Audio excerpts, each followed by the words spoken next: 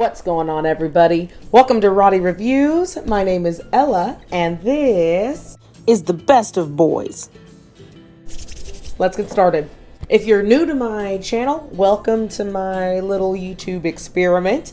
If you've been here before, welcome back. As you may know, and for those of you who don't, I am currently working through my backlogged books, which is an embarrassingly large number. I'm gonna stay committed. I'm staying committed. I'm not gonna buy any other books until these old ones have been read, because that's just one bookshelf. I've got a few. So I am going to today be reviewing a book. It's an old book, but it's Serpent by Clive Cussler. If you're into action adventure books, I'm sure you've heard of him before. And I don't know if this is accurate, but I kind of have it this way in my head. How James Patterson is for mystery, I picture Clive Cussler as the same for action adventure. He's just kind of a name that just goes with that genre. Serpent is the first novel in Cussler's Numa series, that's N-U-M-A, and was published back in '99 and has had subsequent novels published in the series since. So it's an oldie, but you know, it's Clive Cussler. Serpent follows a man named Kurt Austin, who is an exploration team leader for the National Underwater and Marine Agency. That's Numa. It's a crazy mouthful. Kurt is leading this exploration team when he comes across a woman, Nina Karov. In fact, rescues her after her archaeological dig team was murdered off the coast of Morocco.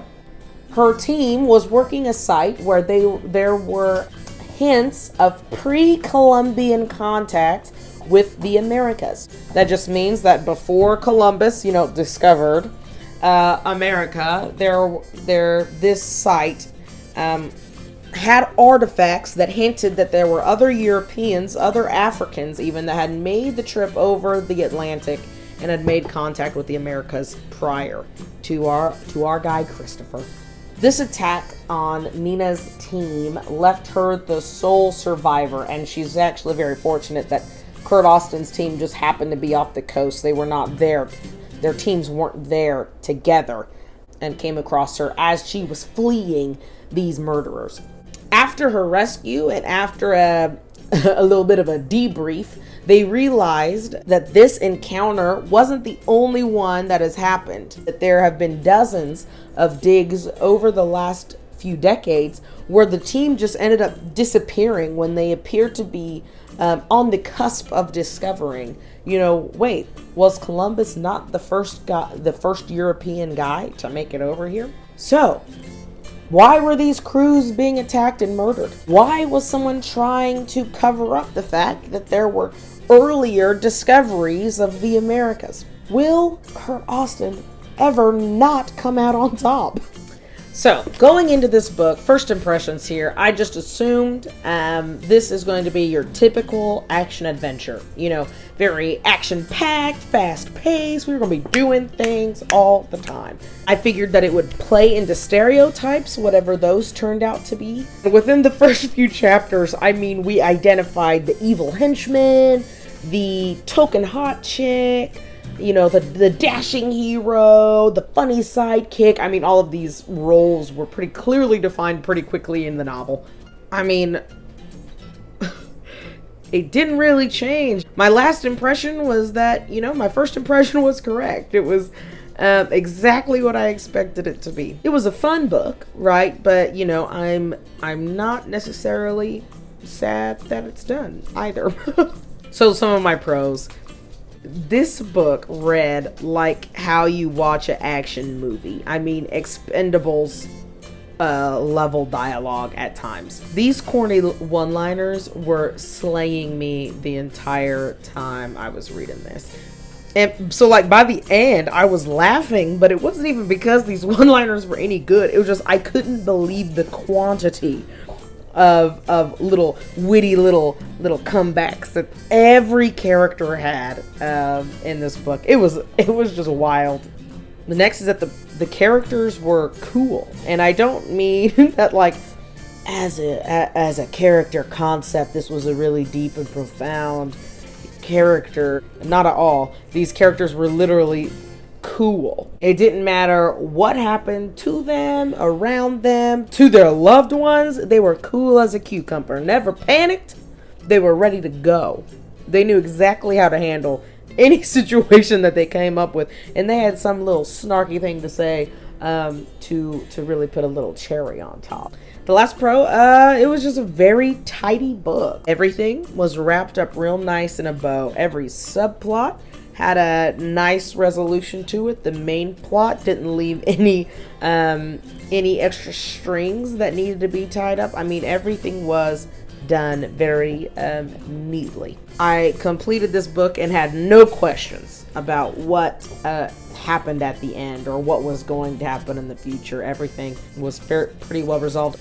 Honestly, this book read as a standalone novel instead of the beginning of a series. So honestly, you could read this book and be done. You wouldn't feel like you missed out on anything necessarily in the next books. So because of the way this book was set up, I wonder if the rest of the books in the series have that same feel where you don't necessarily even need to read them in order. Yeah. So I don't know if you've read this series, is that true? Maybe I'm just making assumptions, but I'd like to know. The first thing that started to irritate me as I was reading this book was the character descriptions. Cussler at times had sometimes bizarre ways of describing his characters, especially the women. They were often described as having, supple bodies, with the hottest of them, being these blonde-haired, ethnically ambiguous women who honestly sound, they do sound super hot. I just don't know anyone who looks like that. Like Nina, the main character, who was the token hot chick. Let me read some of these descriptors I wrote down that, made me laugh. She was described as having golden hair with bold, stormy gray, almost Asian eyes. What? That she got from her Georgian mother. She had high, haughty cheekbones, a lush mouth, thick waist, wide hips, and a healthy bust. And that was just one woman. It was funny in a way because it was like, wow, what an interesting way to perceive these women. So it was funny and cringy all at the same time. Another con, there was absolutely no growth in these novels. I mean, when the book started, these characters were as cool as they were going to get. They had nowhere to go because they could handle anything. I mean, Kurt is just out of control with how capable and competent he is in every area that he came up against in this book. He's the leader of these elite divers for Numa. He was in the past, a top agent for the CIA. He can build boats, operate complex computers. A history and archaeology buff, knows all about fine dining. He is never afraid, no matter what crazy life-threatening situation he finds himself in, and of course, he always gets the girl. Kurt and the rest, everybody else, started the book one way, and they ended the book the exact same as they started. So Cussler very obviously knows a lot about a lot of things, or maybe a little about a lot of things. I don't know, but he has a lot of information.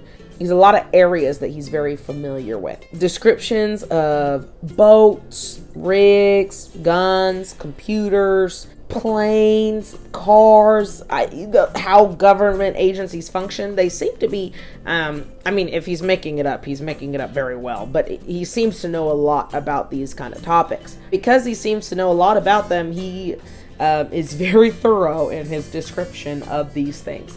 If if you're into, the whole planes, trains, and automobiles, then those descriptions might be interesting to you. I am an ignorant reader, and so for me, the depth and the extent of these descriptions bogged down the story a lot, I thought. It seemed like there were pages of these expositions where he was describing the the layout of a boat, and to the extent that I would forget why we were on the boat. You know what I'm saying? That those kind of things can easily distract and cause people to get lost in the details. I gave this book 3 stars. For what it is just fine of a book. If you've got a flight or a layover that you're on, if you're on a long road trip, this is kind of the perfect book, I think, for those times where you're just kind of trying to burn some hours. If you're just kind of wanting a comfortable read where you don't really got to think about it, or you don't have to be, you won't have to be stressed out because the good guys are always going to win, this is the book for you. And, all of us want that from time to time. So for what this book is, it's great. 3 stars for me means, I didn't hate it. And that's all I've got for you guys today. Thank you so much for checking out this channel as you watch me struggle to complete this backlog. Tell me, what is your favorite action-adventure novel? Do you have any recommendations? Because it's not a genre that I tend to read a lot of, but I love me an action movie. So action books have got to be better, right? Give me your recommendations. Like, subscribe, hit that bell icon if you're interested in seeing more videos just like this. I really look forward to seeing you guys. Me and my sweet little Roddy will see you then.